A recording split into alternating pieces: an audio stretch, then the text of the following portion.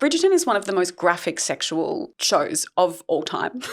But the fingering felt the most, I guess, almost pornographic or sexual because of the lick.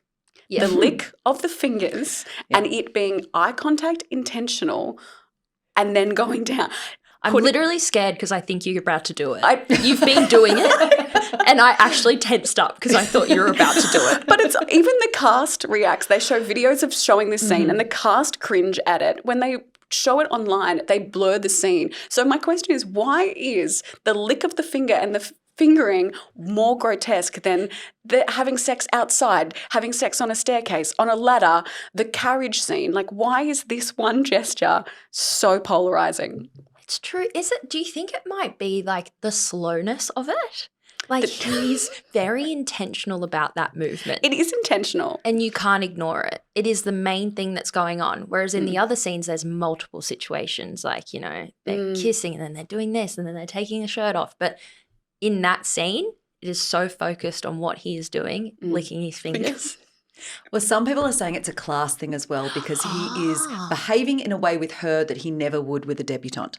But then people who are defending it are saying he's an experienced lover and he's assuming that she isn't, so he's trying to make it more enjoyable. Oh, that's his move. For her. Every guy has a move and that's his move. We know that's his move because remember in Series 3 when he was in bed with Lady Tilly Arnold where he sticks a jam-covered finger into his mouth?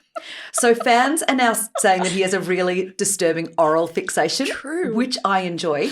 They're dubbing him the oral fixation brother and joking that while Anthony is a sniffer, Benedict is a taster. I can't remember say that. No, but that actually makes sense because he would be a guy that would be like, I love doing that. You know, like he would be a pick-me for a man. He's a bit of a pick-me guy. He's a pick-me guy. He is. That's so Shonda. Yeah. So in terms of the outrage, the internet outrage around Be My Mistress, is there anyone who can look at it as a good plot device or is there anyone who goes, that's fair? Yeah, you go, Georgie. Me.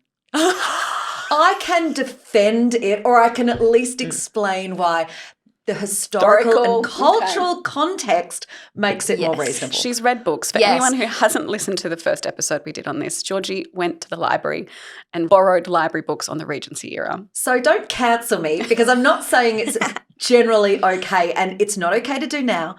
But here is my take on what happened when he said, be my mistress. The tragedy of the moment is that he's not trying to insult her. He's trying to save her. So in his mind, she is a penniless maid and he is trying to give her luxury and safety and security that she would not have otherwise. It's actually like the best thing that a gentleman could offer to a servant. The disconnect, though, is that he doesn't know her history and her past and how unbelievably triggering this is for her because obviously her mother was a maid and she had a bastard child. And don't at me for saying that. The book actually starts with Sophie was a bastard. So while he thinks he's really offering her salvation, what he's actually doing is really offending her. She's hearing from him that she's not being chosen, she's not being respected and she's not being loved, whereas that's exactly what he's trying to do to her within the realms of what a gentleman and a maid could do. What I will say is that we are judging a Regency character by 21st century standards. And Benedict was actually really trying to offer a gesture of protection. And people online are noticing that too. I think it's easier, I've noticed in the comments section, if you have read the books, people are coming in to defend his choice in doing what he did. And they're saying there really was no other choice, just like you were. But there's still a lot of anger behind it. How is it handled in the book? Well, you will be shocked to know that the show has actually softened Benedict immensely. He's a real jerk in the books. What? I would say that his behaviour in the books is borderline predatory. Liv will not hear that. So that's like Shonda has really gone, let's soften him a bit and make him a pick-me guy. Oh, massively. Benedict is a saint compared to book Benedict. So in the book, he essentially blackmails Sophie into working for his mother. No. To wear her down to becoming his mistress, which has always been his intent. No. Whereas the show has shown that he's giving her the job out of kindness. And I feel like, you know, the idea of a mistress has been in his head a little bit when he was at the club with the other gentlemen. He saw his friend with a very happy mistress. But it's in the moment that he asks her this question. But he's wearing her down in a book. He's a dick. Wait, Okay. You don't have words. I'm speechless. We don't have words. I guess what would make a woman still be interested in Yes. him is that maybe why Shonda has gone, I don't feel comfortable in a 21st century lens making a woman still chase a man who would do that. Do we think Yeah, that's the 100%. change? Okay. He also is like the most popular brother, and everyone loves Luke Thompson's portrayal of him. So it wasn't a good idea to show Benedict as bad as book Benedict. But they made a lot of little changes. Like, I can't believe I'm going to use this expression. You know, in series 1, the clamp down part?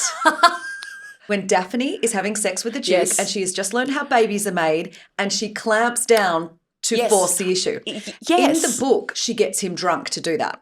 Whereas Shonda Land made the decision that it was very awkward in this day and age to show Yeah. that sort of thing. And that's why there's sexual violence as a rating in every episode of series 1 because of that clamp down scene. That's so interesting. Because I remember watching it going, are we okay with this? Because it's not consensual. 100%. And yeah, swapping the genders. Oh my gosh. Yes. But when you've like put women into a society who don't understand the politics around sex and even the actual mechanics to sex, you've set them up to not understand what they're doing is wrong. Yeah. Because a lot of the time women don't know that something wrong is happening to them when you don't allow them to talk about it. Exactly. Especially in Daphne's sense, like every episode there's something where she has to be saved from a man that was advancing on her when she didn't want it. Like, Yeah, it's exactly. very- Shonda Rhimes actually calls this lack of knowledge that women had not just a plot point in series 1, but the villain of series 1. yes. Well, yeah, it's completely consensual in this regard, like when they're on that staircase scene, and it is incredibly hot how it's all put together, like the shots, the music. What is the song that is playing on the staircase? It is Olivia Rodrigo's Bad Idea, Right? And that starts pretty much immediately when they come together.